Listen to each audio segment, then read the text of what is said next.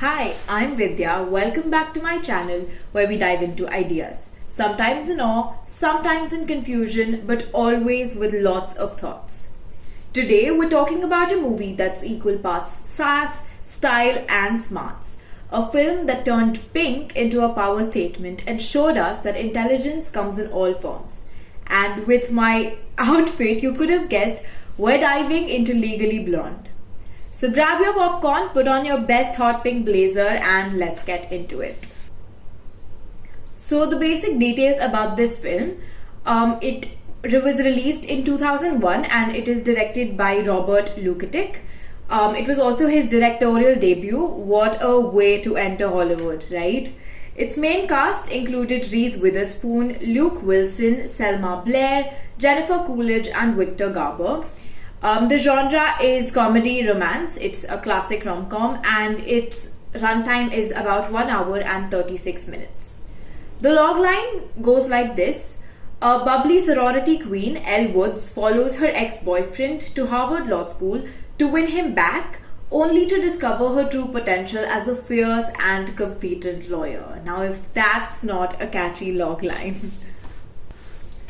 Now, Legally Blonde is based on Amanda Brown's 2001 novel inspired by her real-life experiences at Stanford Law School. This film, like I mentioned, was Robert Luketic's directorial debut. A little bit of behind-the-scenes trivia. Reese Witherspoon wasn't the studio's first choice. Other actresses, including Christina Applegate, were considered, but Witherspoon owned the role and made Elle Woods iconic. The movie became a cultural phenomenon, spawning a sequel, a Broadway musical, and even a rumored third movie in development. I know I would love to watch it, and let me know if you would too. Now let me give you a quick summary of the plot. Elle Woods is the epitome of a perfect sorority president. She's fashion forward, charismatic, and deeply in love with her boyfriend, Warner Huntington III. But when Warner dumps her, claiming that she's not serious enough for his Harvard-bound ambitions, Elle refuses to accept defeat. Instead of sulking, she turns heartbreak into motivation, applies to Harvard Law, and gets in because obviously she can. Once there, Elle faces stereotypes, academic struggles, and an environment that constantly underestimates her.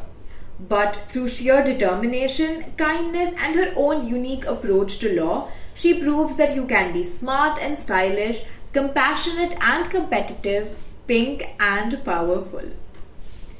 Now, when we speak of Reese Witherspoon as Elle Woods, like I said, she's iconic. It was a career-defining role for her. She effortlessly balances humor, charm, and depth, making Elle an icon of intelligence wrapped in a pastel bow. I think that's a perfect description for her. Jennifer Coolidge as Paulette, absolute scene stealer. Her bend and snap moment is legendary, and her comedic timing is impeccable. I think she is such a sweet addition to the story and to the characters. It's lovely. Luke Wilson as Emmett, the perfect counterbalance to Elle's energy. He's supportive, he's calm, and never overshadowing her journey. And in the end, I think towards the end of the film, there's like text descriptions of where the characters are at right now, like sort of like an epilogue, but like a very quick subtitle-ish. And I think there they mentioned that they've been dating for 2 years, Emmett and Elle, and good for them. Honestly, I think both of them look lovely together.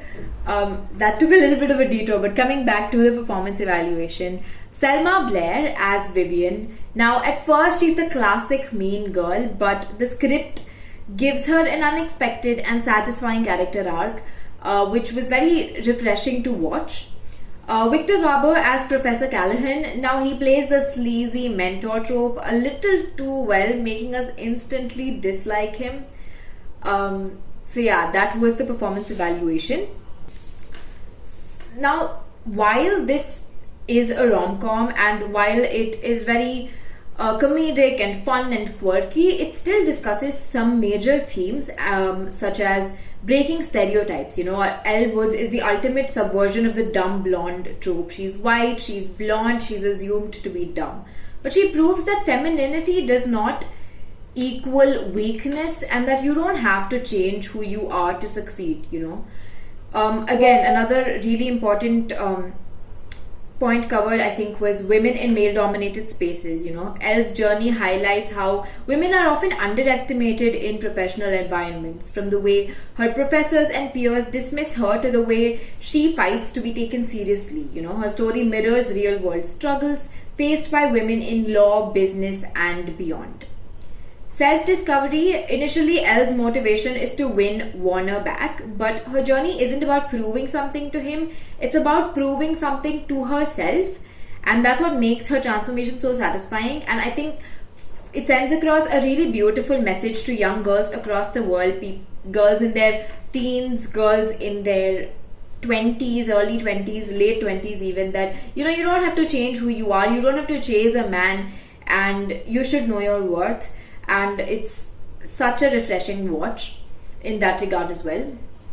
Female friendship and empowerment. Instead of the typical catfight narrative, the film highlights how women supporting each other leads to success. Vivian and Elle's arc is one of the best examples of this, and Paulette's storyline also adds another layer of female solidarity. And speaking of male-dominated spaces, I think one scene that really stuck with me was when she sends her video essay for the Harvard admissions, and the people reviewing it, the people in authority, are all men. They're like 5 to 6 men in suits, white men in suits, just awestruck at the... Not awestruck, I think flabbergasted at the video she sent, but that's not the point. The point is that there's only males in positions of power, and that's also very relevant today. I think even today a lot of people in power are men, and although change is happening, but I think it's slow to change. Now again, while this might seem like a very fun, quirky movie, there's also a lot of symbolism, motifs, and cinematography that has gone into this movie that I think, especially if you watch it like 2 or 3 times, then you'll understand it better.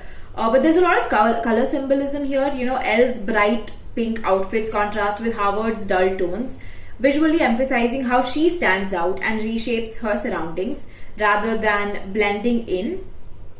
Power dynamics in camera work. Scenes where Elle is dismissed or judged, like her video essay or her first Harvard class, are sure to emphasize the imbalance. But as she gains confidence, the framing changes to make her look more dominant and in control and more secure and confident. And I think that change was, again, really, really fun to watch.